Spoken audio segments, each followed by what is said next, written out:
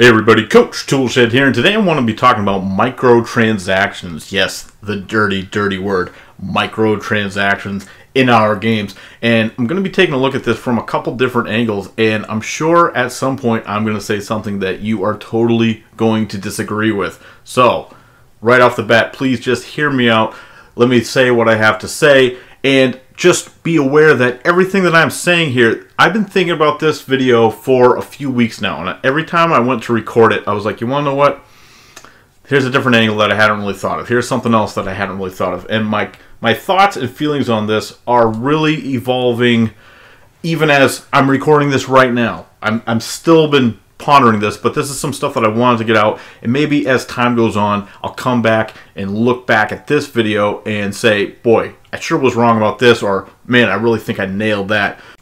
Because the fact of the matter is, the current situation when it comes to microtransactions is far more complex than even I can go over in a YouTube video. It would take a long time to really try to break down all of the different angles that I've been thinking about this week, because it's a pretty complex topic. Because at this point in time, when you look at microtransactions, you could say, oh man, I hate microtransactions. I don't want them in my games. And hey, guys, I don't want them in my games either. But the fact of the matter is, they're already there. And it's a question of what are we going to do about them now? Because the house is already burning. We're sitting in the house. It's been burning for a long time now. At least a decade. We've been seeing these microtransactions getting closer and closer and closer. And now they're licking at our toes. And what are we supposed to do? What are we going to do now? Because we can whine about it and say, these don't belong in our games. Well, it's already there. At that point, it'd be like you're in the burning house and you're yelling at the fire. Hey, fire, you're not supposed to be in here. Get out of here. That's not going to work. That's not going to work. We have to deal with the fire. We have to figure out how we're going to put this fire out before we can just sit there and condemn everything about the practice. But before we can try to put the fire out, we have to kind of consider what the root cause of these microtransactions are now. Because I've been thinking about it this week, and what I keep thinking is some of these major players, I'm talking about companies like EA and Activision, which I know are anathema for a lot of people, especially people in my comment section. And the problem with companies like this is that in 2018, we're at the point now where their business models are entirely reliant on microtransactions in order for them to be sustainable. And that's just the fact of the matter. So even though EA last year announced record profits at the end of their fiscal year, I believe it was over $5 billion. People are like, wow, they made $5 billion last year? That's insane. And yeah, that's a lot of money. But if you go and look at their actual profit that they made, it's only $1 billion, which means that their operating budget was still over $4 billion. So that got me thinking, well, if they're making all of this money off microtransactions and they're still their profit margin is still not that big, well, maybe this is a bigger problem than I originally thought. Maybe it's a much bigger problem than I originally thought.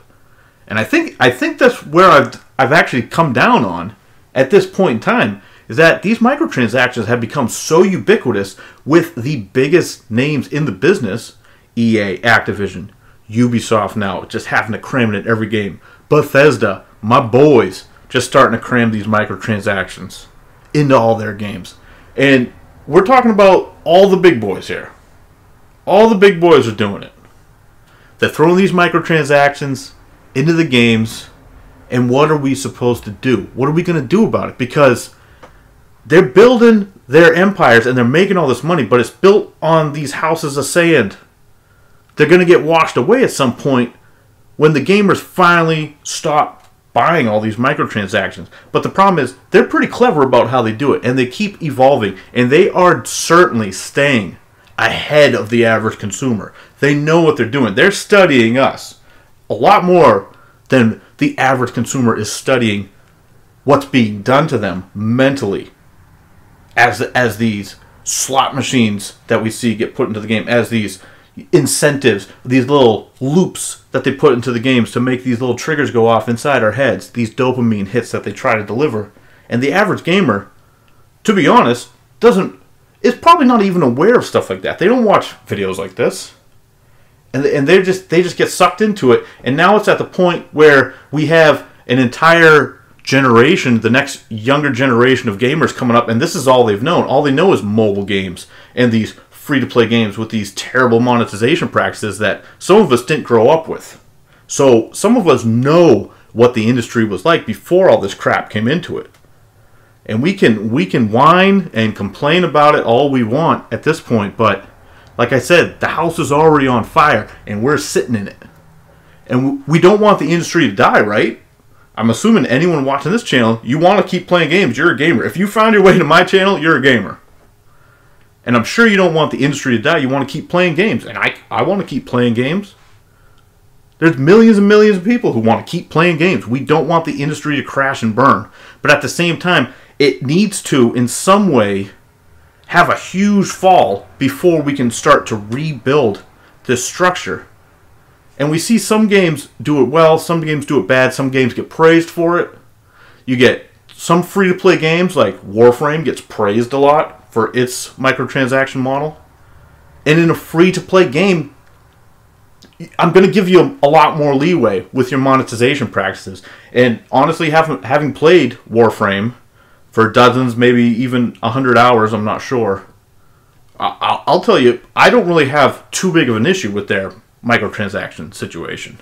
And I have given them some money. And that's a well-made, free-to-play game that has evolved over time. And I think that's a company that gives their player base what they want. That's a well-made, free-to-play game. Probably, I think I've said this before in another video, I think that's probably the best example of a high-quality, free-to-play game with microtransactions that are well done.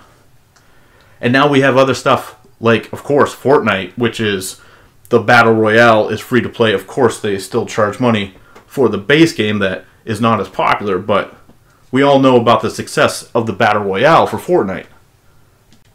And I had often wondered for many years what would happen when one of these bigger companies, one of these companies that actually knows what they're doing, that's been making games for a long time, what happens when one of these big companies decides to throw their hat into the free-to-play market? And look at what's happened. Look at what's happened. It's exploded. It's one of the biggest games on the planet right now.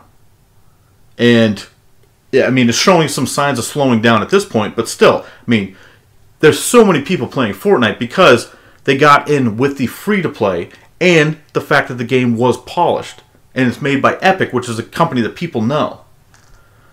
And I'll tip my hat to Epic, okay? I played the base version of Fortnite. I didn't think it was that great of a game, and I actually thought the monetization in the original version of Fortnite is horrendous. It's horrendous. No one should have touched that, in my opinion. And if you enjoy it, hey, more power to you. I actually have some friends that do enjoy that version of the game, but for me, the monetization in that was so horrendous, I ran screaming from that. But then when they came with the Battle Royale mode, everyone jumped onto that. And look at how successful it's been, because that's a company that knew how to make a game jumping in the free-to-play market. And the weird thing is, they seem to be the exception to the rule.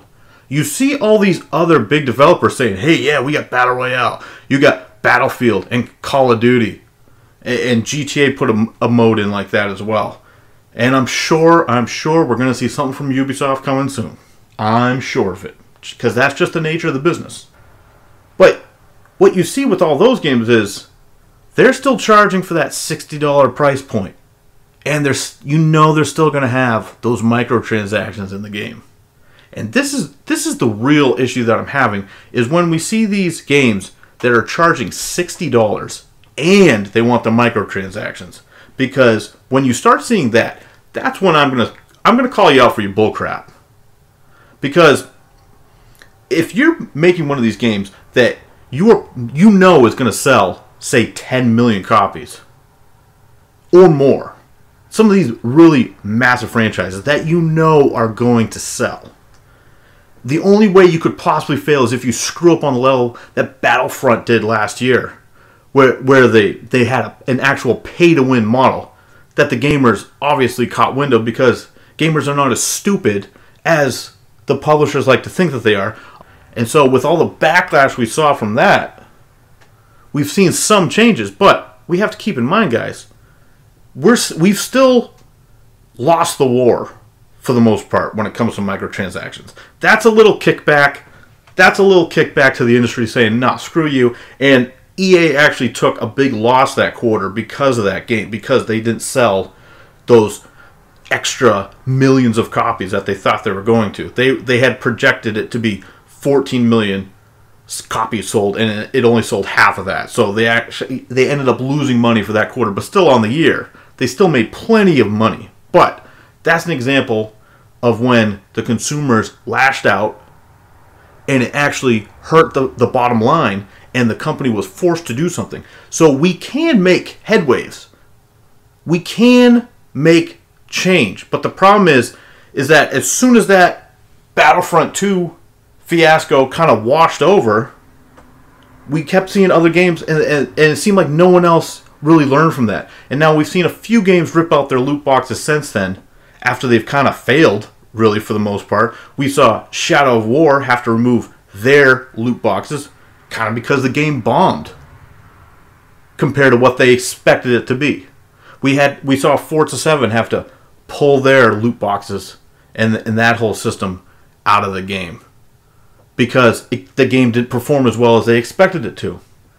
So we can make a difference here. The problem is that, like I said, the damage is already for the most part done. We've heard for years people talk about the slippery slope of microtransactions, and if we let them into the games, eventually it's going to get to the point where they're totally ubiquitous. And guys, we're clearly already there. We're seeing them in single-player games. Games like Assassin's Creed, which is a single-player game. Origins just had some ridiculous microtransactions. Now, you didn't need to touch them. Of course not. You didn't have to touch them, especially in a single-player game. It's ridiculous. But they're in there anyway, being jammed in your face. Now, I personally think it's much more insidious in a multiplayer game, because when you start getting those competitive juices flowing and stuff where people are going to want to show off different outfits for their friends, or they're going to want to be showing off for the other people in the lobby, or maybe there is some sort of weird pay-to-win aspect to the game where people can buy stuff and improve their character in something like that. That, to me, in a multiplayer game is far more insidious. In a single-player game, I can usually ignore it for the most part. I usually don't have an issue with a single-player game doing it. It's really multiplayer games where they screw you over the most. And I see a lot of people sometimes defending the microtransactions, saying, oh, they have to have them to keep servers on. They have to. It's necessary. You have to have them in there. If you don't think that, you're naive. They have to have them. Some games sometimes might need them. But these really massive franchises don't need them. The games that are going to sell 10 million copies do not need your microtransaction money to keep the servers running, because it's directly proportional to the sales, to the amount of servers you're going to need running. So in order to keep those servers running in a multiplayer game, you only need to have the amount of servers running that you need to support the amount of people that bought the game. It's directly proportional. So if not a lot of people buy the game, then you don't need the servers running. Okay? Easy. If you have a ton of people that bought the game and you need a lot of servers running, yeah, it's going to cost a lot to run the servers. But if you have 10 million people bought the game, if you can't keep your servers running on over $500 million of income from your game, then you've screwed up something tremendously along the way with your budget. That's the bottom line.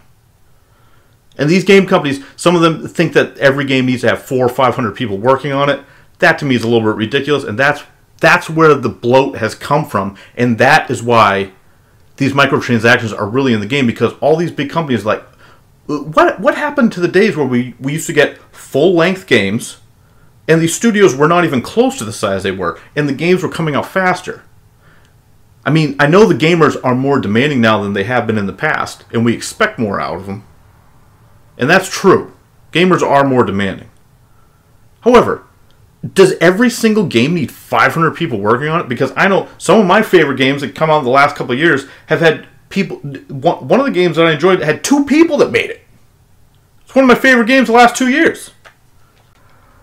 But like I've been saying, the real problem with the microtransactions is that now they've infiltrated the marketplace to the degree that these big companies are solely reliant on them to turn a profit because the budgets have gotten too bloated, because these idiotic publishers think that every single game that their precious studios make have to be 100 hours long or keep players playing, year round, 2 years, 3 years into the game. That they think every single game that they make is so special and precious that everyone's going to want to spend 100 to 150 hours in their game, or one of these games as a service games where you're just playing for, hopefully for them, thousands of hours. That's what they want. They want you to be in there for hundreds and thousands of hours in their game so they can push the microtransactions. Because that's where all their money is coming from now. Across the board with all these big publishers. And now we're seeing it.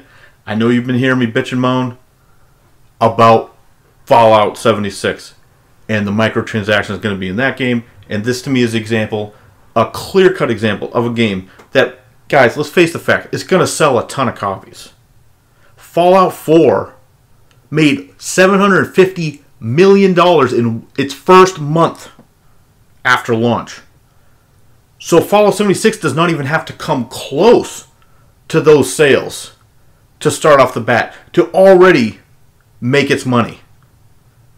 It can pay for the development cost and for the servers for years on end. It only has to be, say it's not even half as successful as Fallout 4, which it might not be. But let's face the facts, guys. We all know it's going to sell millions and millions of copies. The game is easily going to pay for itself. It does not need microtransactions to be in the game. Let's look at Rockstar and Red Dead Redemption, and how is that game going to turn out? Because that's a game that I am excited for. But how is that online going to turn out? Is it going to end up like GTA Online, which is just a wasteland of having to spend real cash to get anywhere in the game? Otherwise, you're just grinding and grinding and grinding and grinding. And GTA Online does have legit pay-to-win aspects, and it's still the most successful game going. And how did that happen? How does GTA Online get away with its pay-to-win mechanics? And it still sells through the roof. Well, it's because we're letting them. It's on us. Unless we stop buying these microtransactions, it's going to keep happening. We have seen that we can make somewhat of a difference, somewhat of a pushback. But it has to be with more than just 1 or 2 games. We can't be like, oh, I hate microtransactions, except for this game over here. This game's kick-ass. Unless, like I said, if it's a totally free-to-play game, then obviously they're going to have to do something to support the game. That's different. And even with that, there can be extremely predatory microtransactions in a free-to-play game. So just because you're free-to-play, don't think like, hey, we can do whatever we want. This is just... everything's gonna be hunky-dory. No. Just because it's free to play, that doesn't give you free pass to be as abusive as you want. Absolutely not. But you obviously, with a free to play game, you will have to have some sort of microtransaction. Otherwise, you got no money coming in. You have to have some money coming in, obviously. But in these $60 games, what they need to do is something I mentioned in my Ubisoft video a couple weeks ago. These games need to maybe reel in the scope of the games and focus on making more cohesive, better tailored experiences. We don't need every game to just be these rambling monstrosities that take 150 hours to beat. And if these companies would smarten up and reel in some of these budgets, reel in some of these gigantic development teams, then maybe we wouldn't have to worry about stuff like this. Maybe they wouldn't have to jam microtransactions into these games to make themselves profitable. Because I'm sure there are games that need these microtransactions, otherwise they would have probably lost money. Because that's the way they're building them. That's a budget problem. That is a game development problem. They're not budgeting their money properly. Because if you're telling me that you can make $500 million on your product and you're still losing money on it, buddy, you screwed something up in the numbers. You're paying someone too much money and you're not getting enough worth out of it. Because you're soaking the wallets dry for the players. And I know that development and game design costs a ton of money. It certainly does. But when you're selling me a $60 game and you know good and well that you're going to be selling 10 million copies or more of that game, get out of here with them microtransactions. Get out of my face. And that's really all I got to say. This is a complex topic. And the more I thought of it, at first I was, for a long time I've just been like, no, microtransactions suck in all shape or form. But we do also have to look at the reality of the situation, and in some ways it's almost a necessary evil with some of these games, but it's something that I think we can maybe fight back against, even though I think we're already pretty much screwed. Like I said, I've said it multiple times in the video, house on fire here, and it's really on fire. Are we going to keep throwing more logs into the fire to keep it going, or are we going to let this thing burn to the ground and rebuild it? We can try. I don't know. We can try. But let's be smarter with our money, guys. I'm talking to everyone out there, myself included. I've said this before, I'm a prime offender when it comes to some of this stuff, so I need to be smart myself. That's all I got to say on this today. Let me know what you guys think. You guys think I'm way off base? How hardcore are you? Are you anti-microtransaction to the death? Let me know what you think. I'm Coach Toolshed from the newly crowned Coach Toolshed Gaming channel. As always, keep it turned to 11.